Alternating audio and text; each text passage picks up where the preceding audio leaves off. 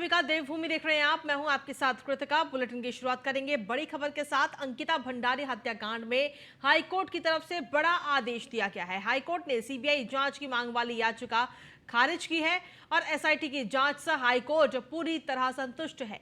आशुतोष नेगी के साथ अंकिता के परिजनों ने ये याचिका दाखिल की थी। 18-19 सितंबर को अंकिता भंडारी गायब हुई थी और 24 सितंबर को चिल्ला बैराज से उसका शव बरामद किया गया था। अंकिता भंडारी के तीनों आरोपी इस वक्त जेल में बंद हैं।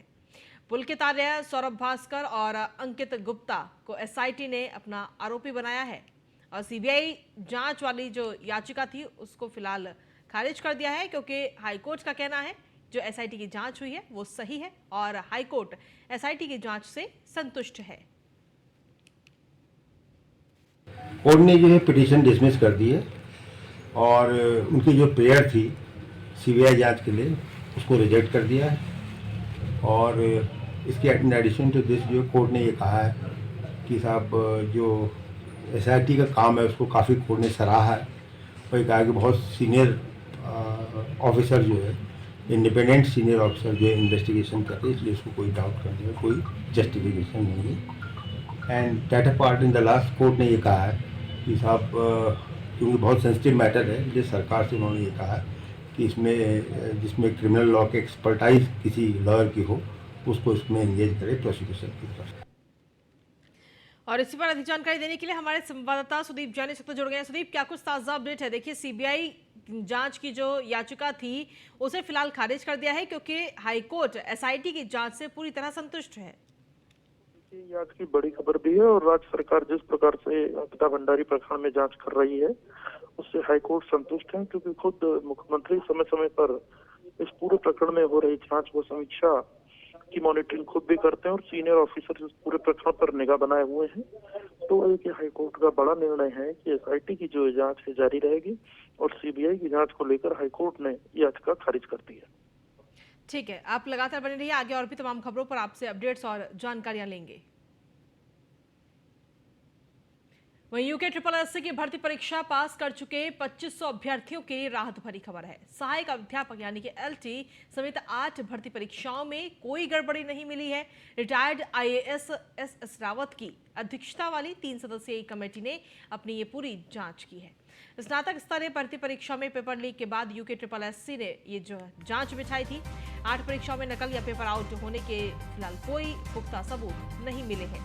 जांच दल ने मेरिट में शामिल सभी अभ्यर्थियों का पूरा पिछला जो रिकॉर्ड है वो भी जांच की है। कुछ मामलों में छोड़कर अभ्यर्थियों का एकेडमिक रिकॉर्ड ठीक पाया गया है।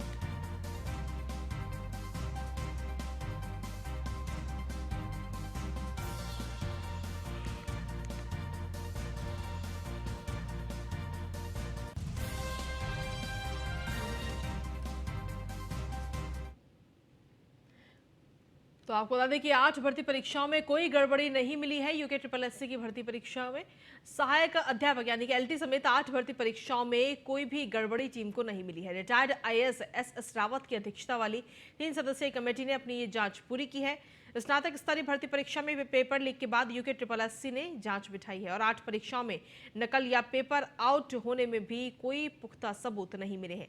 जांच दल ने मेरिट में शामिल सभी अभ्यर्थियों का पूरा पिछला रिकॉर्ड भी जांचा है। कुछ मामलों को छोड़कर अभ्यर्थियों का एकेडमिक रिकॉर्ड एकदम ठीक पाया गया है। यूके ट्रिपल एससी की भर्ती परीक्षा में आपको बता दें सहायक अध्यापक भर्ती परीक्षा एलटी इसकी जांच की गई। कनिष्ठ सहायक और पुलिस रैंकर्स कौन कौन सी भर्ती परीक्षाओं की जांच हुई है वो आपको बता रहे हैं। वाहन चालक अनुदेशक इस परीक्षा की भी जांच की गई। मदस्य निरीक्षक और मुख्य आरक्षी दूरसंचार,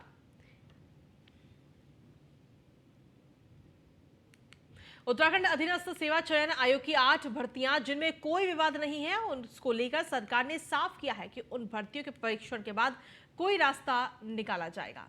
अभ्यर्थियों की ज्वाइनिंग के बारे में न्यूज़ 1 इंडिया दिल्ली के संवाददाता पीयूष तिवारी के पूछे गए सवाल पर मुख्यमंत्री पुष्कर सिंह धामी ने फिर कहा कि मेहनत से पास हुए अभ्यर्थियों को सरकार निराश नहीं होने देगी।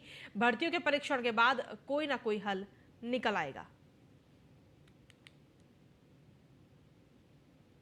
देखिए, इस पर पूरा परीक्षण करवाया जा रहा है और किसी के साथ भी कोई अन्याय न हो, किसी प्रकार की कोई गलती न हो, सारे पहलुओं पर ध्यान दे रहे हैं। चूँकि जो पास हुए परीक्षार्थी अपने मेहनत से पास हुए हैं, लेकिन उसके बाद भी चूँकि गड़बड़ियों की शिकायत भी बहुत बड़े पैमाने पर है, इसलिए दोनों का परीक्षण होने के बाद उसको आगे बढ़ाएंगे।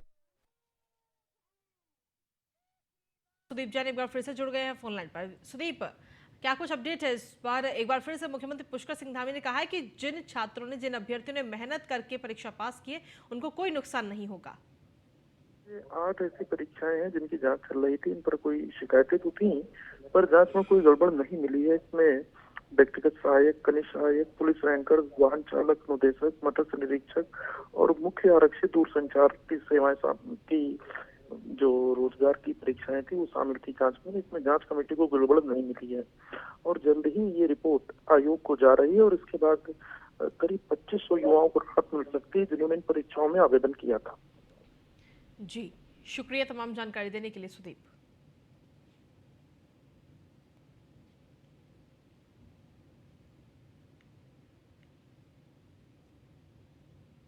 उत्तराखंड विधानसभा सचिवालय से बर्खास्त किए गए कर्मचारियों के द्वारा विधानसभा के सामने धरना दिया जा रहा है और अब पुलिस ने इस धरने को समाप्त कर दिया है।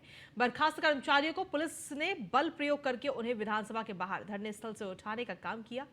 बर्खास्त कर्मचारियों के माने तो उन्हें ना पूर्व में अपनी बात रखने का मौका दिया गया था और ना ही अब उनकी बात सुनने का काम प्रशासन के द्वारा किया जा रहा है।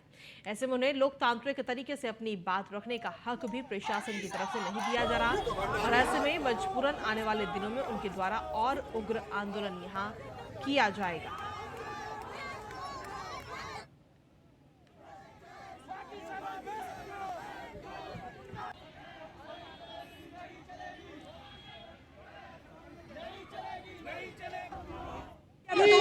पुलिस को बुलाने की जरूरत नहीं थी और उन्होंने न्याय नहीं किया, इसलिए उन्हें वो डर रही है। अब पुलिस बुला रही है। अरे जब न्याय नौकरी देने वाले दोषी नहीं है तो नौकरी पाने वाले कहा हम बेरोजगार कहा के दोषी हो गए। इन्होंने नहीं, मैं बहुत छोटी थी, मैं तब से देखते आ रही कि विधानसभा की भर्ती ऐसी है, तो मुझे कैसे पता चलेगा कि ये न्यू गलत है। ये 10 साल बाद इनको याद आएगी कि अगर नौकरी करने वाले को 10-20 साल हो गए, इनको तब याद आती है कि गलत है और इनकी नौकरी तोड़ दो। ये कहाँ का न्याय है? मैं ये कह रही हूँ या तो हमारी नौकरी की बहाली हो या पूरा न्याय हो, पूरा या तो पूरी विधानसभा खाली हो। मेरा यही अनुरोध है और ये मेरी सीएम साहब से गुजारिश है, अगर मैडम को अपना पूरा न्याय देना तो हमारी कोई गलती नहीं है। हमें बताई नहीं कि प्रक्रिया क्या है और जो प्रक्रिया उन्होंने बनाई है, ये विधानसभा की प्रक्रिया बनाई गई है, कानून बद्ध है। वो कर लिया था, सबको छोड़ दिया, सबको निकाल दिया नौकरी से। कहाँ जाएंगे उनके बच्चे, कहाँ जाएंगी वो? मेरे कोई नहीं है, मेरी नौकरी नहीं है। जब भी मैं लड़ने के लिए तैयार हूँ, लोग अपने लिए लड़ते हैं, मैं दूसरों के लिए लड़ने का तैयार हूँ, मैं मरने के लिए तैयार हूँ। मुझे मरते नहीं डर लगता, लेकिन मैं अन्याय चाहती हूँ, अन्याय नहीं हो, न्याय हो। उत्तराखंड के नए सूचना आयुक्त योगेश भट्ट ने राजभवन में राज्यपाल गुरमीत सिंह ने शपथ दिलाई। राज्य सूचना आयुक्त योगेश भट्ट के शपथ ग्रहण के दौरान कई गणमान्य लोग मौजूद रहे। बता दें कि धामी सरकार ने वरिष्ठ पत्रकार योगेश भट्ट को राज्य सूचना आयुक्त नियुक्त किया है। योगेश भट्ट उत्तराखंड में विभिन्न समाचार पत्रों से जुड़े रहे हैं। योगेश भट्ट का कार्यकाल 3 साल का होगा और इस दौरान सूचना आयोग में सूचना का अधिकार अधिनियम को मजबूत करने के लिए वो काम करेंगे। योगेश भट्ट उत्तराखंड में वरिष्ठ पत्रकार के रूप में भी काम करते रहे हैं। वो प्रदेश के कई प्रतिष्ठित अखबारों से जुड़े रहे और इस दौरान जन सरोकारों से जुड़े हुए विषयों पर को उन्होंने उठाया। योगेश भट्ट के राज्य सूचना आयुक्त बनने के बाद सरकार के इस फैसले पर पत्रकारों में भी काफी खुशी है।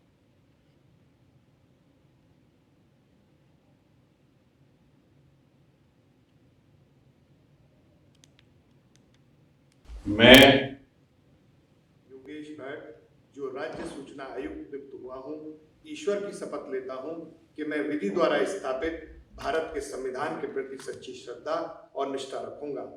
मैं भारत की प्रभुता और अखंडता अक्षुण्ण रखूंगा तथा मैं सम्यक प्रकार से और श्रद्धा पूर्वक तथा अपनी पूरी योग्यता, ज्ञान और विवेक से अपने पद के कर्तव्यों का भय या पक्षपात, अनुराग या द्वेष के बिना पालन करूंगा तथा मैं संविधान और विधियों की मर्यादा बनाए रखूंगा।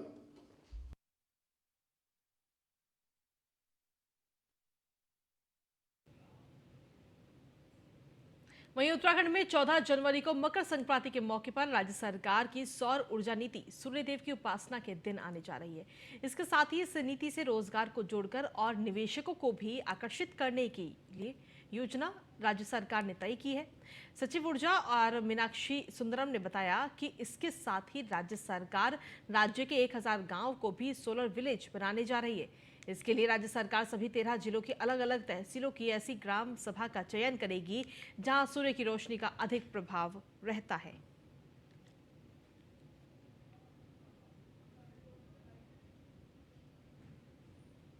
हमारी जो सोलर पॉलिसी है ये बहुत डिटेल बना हुआ है इस बार, और सोलर पॉलिसी को हमने पोर्टल में भी डाल करके सजेशंस इनवाइट किए थे। इसके अलावा एक formal stakeholder consultation meeting भी हमने किया था। हमारे पास कई प्रकार के सुझाव भी आए हैं, तो उन सुझावों को भी हम लोग एग्जामिन कर रहे हैं और जो भी हमें सम्मिलित होने योग्य हो उसको सम्मिलित भी किया जाएगा और उसके बाद परामर्शी युवाओं का ओपिनियन लेते हुए नेक्स्ट कैबिनेट में इस सोलर पॉलिसी को लाया जाएगा।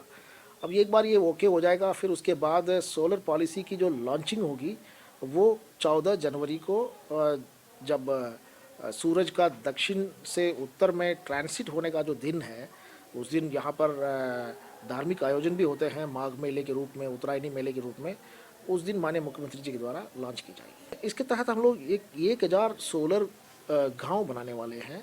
हमने एक 2000 मेगावाट का टारगेट रखा है।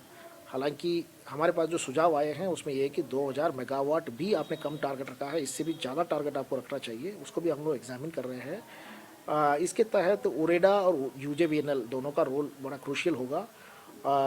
जो सोलर परियोजनाओं की अलॉटमेंट की जो प्रक्रिया है उसमें भी काफ़ी सरलीकरण हम लोग करेंगे ताकि ज़्यादा से ज़्यादा जो एंटरप्रेन्योर्स हैं वो इसमें इंटरेस्ट हो जाए। आवेदन नहीं, इसमें जिलाधिकारियों की इनपुट भी ले ली जाएगी।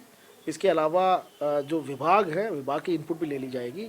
कौन से गांव में जो है सनलाइट का जो डे लेंथ में सबसे ज़्यादा लेंथ में सनलाइट प्राप्त होता है, उसके अकॉर्डिंगली चयन की जाए।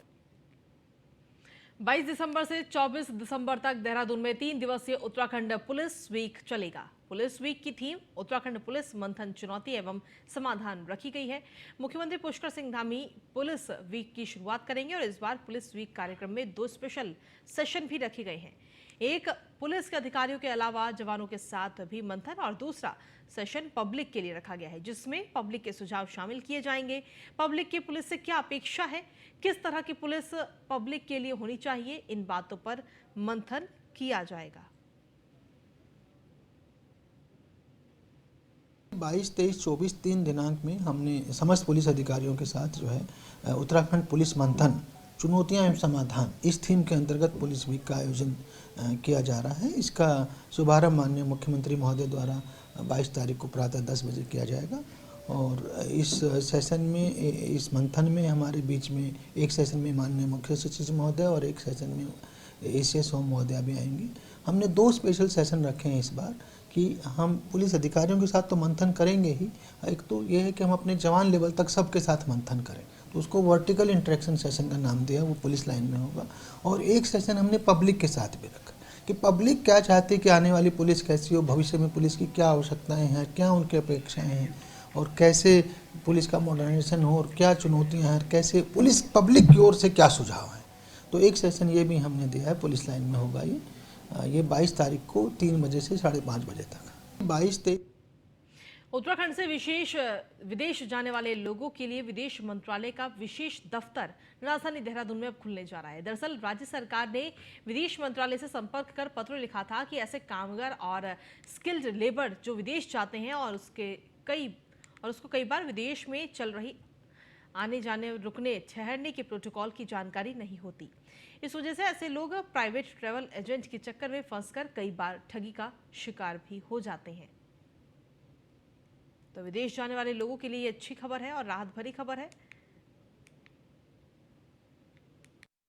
प्रोटेक्टर ऑफ इमिग्रेंट्स का कार्यालय काफ़ी राज्यों में है, उत्तराखंड राज्य में भी नहीं था।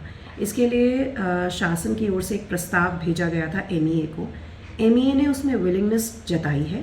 प्रोटेक्टर ऑफ इमिग्रेंट्स का कार्यालय अगर यहाँ पर खुलता है तो अगर कोई व्यक्ति यहाँ से बाहर जाता है, इमिग्रेट करता है, उसके संबंध में क्या नियम हैं, क्या अभिलेखों की आवश्यकता है, उसको पूर्ण गाइडेंस देना और फॉर्म्स का फिलअप करना उसके लिए सुविधाजनक हो जाएगा। हम लोग अभी देहरादून में इसके लिए ज़मीन या कोई कार्यालय भवन के चिन्हीकरण की कार्रवाई कर रहे हैं। कार्रवाई पूर्ण होते ही पीओई का कार्यालय खोलने की कार्रवाई आगे। खाद्य मंत्री रेखा आर्य ने खाद्य विभाग को लेकर विभागीय अधिकारियों और सभी जिलों के जिला पूर्ति अधिकारियों के साथ बैठक की। मंत्री ने बैठक में विभाग की ओर से चलाई जा रही योजनाओं की प्रगति की समीक्षा कर अधिकारियों से जानकारी ली। अधिकारियों ने अपात्रों को ना, पात्रों को हां, अंत्योदय परिवारों को मिल रहे 3 गैस सिलेंडर, बायोमेट्रिक व ऑनलाइन माध्यम के जरिए बांटे जा रहे राशन, धान खरीद केंद्रों में धान की आपूर्ति के बारे में विभागीय मंत्री को जानकारी दी। इस दौरान मंत्री रेखा आर्य ने अधिकारियों को सख्त दिशा निर्देश दिए। साथ ही 31 दिसंबर तक सभी जिला पूर्ति अधिकारियों को पात्र लोगों को राशन कार्ड उपलब्ध कराने के भी निर्देश दिए। आज खाद्य विभाग की बैठक ली गई है, जिसमें खाद्य विभाग द्वारा चलाई जा रही योजनाओं की समीक्षा की गई है, जिसमें एक बड़ा ही महत्वपूर्ण अभियान था अपात्र को ना और पात्र को हाँ, जिसके अंतर्गत यह समीक्षा के दौरान में महसूस हुआ कि जितने कार्ड सरेंडर हुए उसके सापेक्ष लगभग 90% कार्ड जो है वो अलॉट कर दिए गए हैं। और जो शेष कार्ड यदि अलॉट नहीं हो पाए तो उसके कारणों को जाना गया है। कहीं पर ऑनलाइन होने में देर बताई गई है, कहीं पर पात्र न मिलने की बात भी कही गई है। खासकर शहरी क्षेत्रों में जो अंत्योदय के कार्ड धारक हैं उनको लेकर जो है अभी स्पष्ट रिपोर्ट जो है वो नहीं आ पाई है, तो उसको लेकर विभाग के अधिकारियों को निर्देशित कर दिया गया है कि आप जो है उसकी रिपोर्ट जल्द से जल्द मंगवाते हुए जो शेष हमारे कार्ड धारक रह गए हैं अलॉट करने, उनको अलॉट कर दिया जाए, ताकि जो है हमारे कार्ड धारकों को जो है समय पर राशन मिल सके, उनको किसी भी प्रकार से राशन लेने में असुविधा ना होने पाए। उसके सख्त निर्देश जो है दे दिए गए हैं और इसकी समय सीमा जो है वो 31 दिसंबर तक दे दी गई है कि 31 दिसंबर तक आप ऑनलाइन करने से लेकर, खुली बैठक करने से लेकर, सम्मानित जनप्रतिनिधियों से वार्ता करने से लेकर सभी जो उसकी प्रोसीजर है उसको पूर्ण करते हुए 100% जो है सरेंडर कार्ड को अलॉट करने।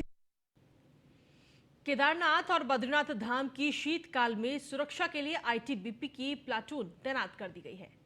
केंद्र सरकार के गृह मंत्रालय के आदेश पर आईटीबीपी को मंदिर की सुरक्षा की जिम्मेदारी सौंपी गई है। बद्रीनाथ केदारनाथ मंदिर समिति के अध्यक्ष अजेंद्र अजय ने बताया कि केदारनाथ बद्रीनाथ के कपाट बंद होने के बाद मंदिर की सुरक्षा के लिए पुख्ता इंतजाम के लिए गृह मंत्रालय को पत्र भेजा गया था, जिसके बाद दोनों धामों के कपाट बंद होने के बाद वहां आईटीबीपी की तैनाती कर दी गई है।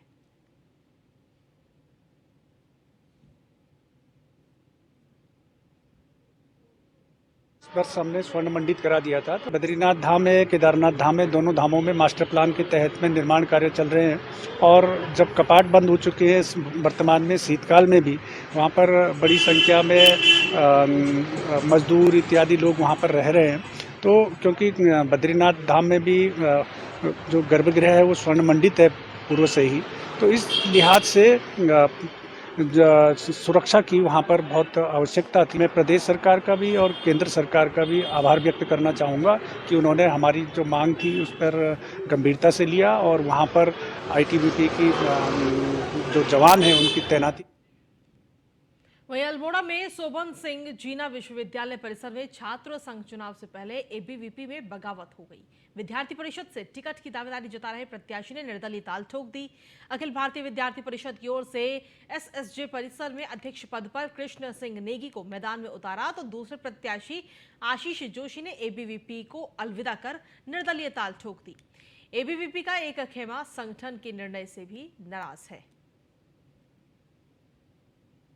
इस बार निर्दलीय चुनाव जीतेंगे और इस कैंपस में एक नया इतिहास बनाएंगे। हम पार्टीवाद को इस कैंपस से पूरी तरह से ख़त्म कर देंगे। मैं एक ही बात आज इस अपने संगठन से कहना चाहता हूं कि आज मुझे बहुत ज़्यादा दुख है वहां से हटने का, लेकिन मुझे इससे ज़्यादा दुख है कि एक बार भी मेरे संगठन ने मुझसे मेरे टिकट के लिए नहीं पूछा। इन्होंने 3 बार मेरे साथ धोखेबाजी करी। इस बात का जवाब, इस बात का करारा जवाब 24 तारीख को छात्र समुदाय अपने वोट के रूप में देगा। इस बार रुद्रप्रयाग जिला अस्पताल के चिकित्सक पर अवैध वसूली का आरोप लगा है और आरोप है कि एक महिला से पट्टी कराने के एवज में 850 रुपए लिए गए। इसके साथ ही डॉक्टरों पर बाहर से दवाई लिखने का भी आरोप है। खास बात यह है कि अस्पताल के सीएमओ भी अवैध वसूली की शिकायतें मिलने की बात कह रहे हैं। विकासखंड अगस्त से मुनि के बावई निवासी अंजना देवी अपने 4 वर्षीय बच्चे अनिष्क को लेकर कोटेश्वर स्थित माधवाश्रम आश्रम में गई थी। महिला बच्चे के हाथ में पट्टी कराने के लिए अस्पताल पहुंची थी। यहां पहुंचने पर चिकित्सक ने एक्सरे करने के लिए बाहर भेजा और जब पट्टी करने की नौबत आई तो महिला से 850 रुपए देने की डिमांड कर दी गई, ऐसा आरोप है। इतना ही नहीं, चिकित्सालय में दवाई होने के बाद भी चिकित्सक ने बाहर की दवाइयां लिख दी, ये भी आरोप लगा है। तो वहीं मामले में जिला चिकित्सालय के सीएमएस डॉक्टर राजीव पाल सिंह का कहना है कि ये मामला विधायक, जिलाधिकारी और सीएमओ के संज्ञान में भी है। जिलाधिकारी की संस्तुति के बाद सीएमओ की ओर से पूरे मामले में जांच बैठाकर कार्रवाई की जा रही है।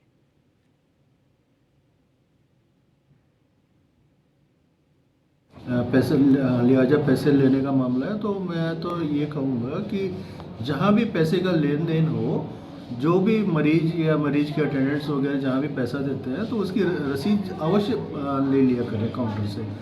और इस प्रकार का जो है प्रकरण पहले भी हो चुके हैं और हमारे क्षेत्र के जो माननीय विधायक जी हैं और जिलाधिकारी महोदय हैं, उनके भी संज्ञान में ये बात आ गई है। उन्होंने जांच के आदेश दिए हैं और शीघ्र ही इस पे जो है कार्रवाई। वहीं अल्मोड़ा में अब पुलिसकर्मियों और होमगार्ड को ड्यूटी के दौरान लापरवाही महंगी पड़ सकती है। एसएसपी अल्मोड़ा प्रदीप कुमार राय ने ड्यूटी के दौरान अनुपस्थित रहने वाले और मोबाइल यूज करने वाले पुलिस और होमगार्ड कर्मियों को सख्त हिदायत दी है। एसएसपी अल्मोड़ा ने कहा है कि यदि कोई भी पुलिसकर्मी या होमगार्ड ड्यूटी स्थल से दूर पाया गया या फोन पर व्यस्त दिखा और इस दौरान जाम की शिकायत आती है तो ऐसे हाल में कर्मचारी पर सख्त एक्शन लिया जाएगा। कि अगर कोई पुलिसकर्मी या होमगार्ड जिसकी ड्यूटी चौराहे पर लगी हुई है, अगर वो जितने घंटे में ड्यूटी करनी है उसको ड्यूटी करना पड़ेगा। अगर वो किसी दुकान में छिपा हुआ है या अगर वो मोबाइल पे बिजी है और जाम लगा हुआ है, तो मैं अभी मैं सारे सर्किल सीओ साहबान से और सारे एसओ साहबान से, टीए ट्रैफिक इंस्पेक्टर, सबसे मैं कहता हूं कि अगर कोई ऐसा होमगार्ड दिखाई पड़ता है या पुलिसकर्मी दिखाई पड़ता है, पुलिसकर्मी के खिलाफ डिपार्टमेंटल कार्रवाई की जाएगी। लालकुआं के मोटा हल्दू चौराहे पर एक प्रदेश एक रॉयल्टी सहित विभिन्न मांगों को लेकर गोला खनन सीमित समिति के बैनर तले चल रहा धरना प्रदर्शन मंगलवार 10वें दिन भी जारी रहा। आंदोलनकारियों ने प्रदर्शन और तेज करते हुए कल बुधवार को हल्द्वानी ने लालकुआं पूर्ण रूप से बंद करने का ऐलान किया है। आंदोलनकारियों का कहना है कि सरकार की गलत नीतियों के चलते उनका व्यवसाय पूरी तरह अब चौपट हो गया है और हजारों खनन कारोबारियों के आगे रोजी रोटी का संकट है।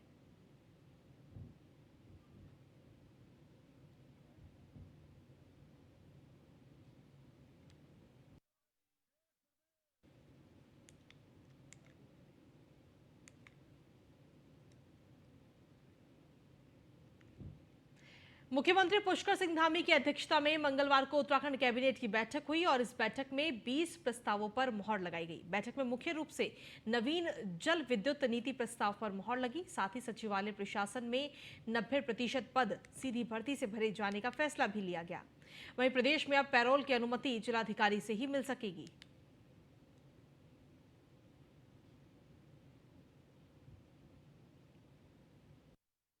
तो उत्तराखंड कैबिनेट की तरफ से ये फैसले लिए गए हैं। हिमालय की तर्ज पर सचिवालय सुरक्षा प्रशासन की सेवा नियमावली संशोधन की भी मंजूरी दी गई। इस बैठक में उत्तराखंड में कैदियों को पैरोल दिए जाने का अधिकार, औद्योगिक विकास विभाग के तहत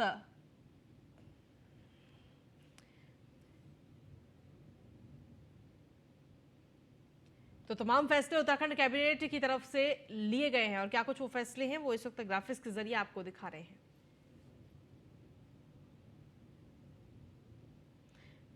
उत्तराखंड लॉजिस्टिक नियमावली को भी इस कैबिनेट की बैठक में मंजूरी दी गई है। उत्तराखंड परिवहन परिवर्तन कर्मचारी सेवा नियमावली में संशोधन प्रस्ताव को भी मंजूरी दी गई। राजस्व परिषद सेवा नियमावली का भी गठन किया गया है।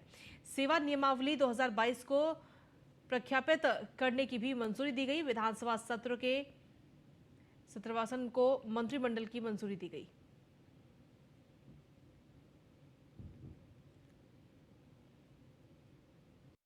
मद हमारा ये सचिवालय प्रशासन विभाग का था। ये उत्तराखंड सचिवालय सुरक्षा सेवा संशोधन नियमावली के संबंध में है।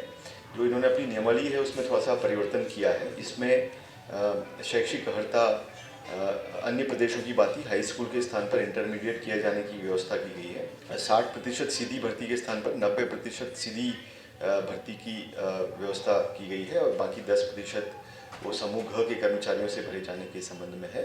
मत संख्या 2 ये गृह विभाग का मत था। उत्तराखंड बंदियों के दंडादेश का निलंबन संशोधन नियमावली 2022 के। और इसी के साथ फिलहाल देवभूमि में इतना ही। नमस्कार।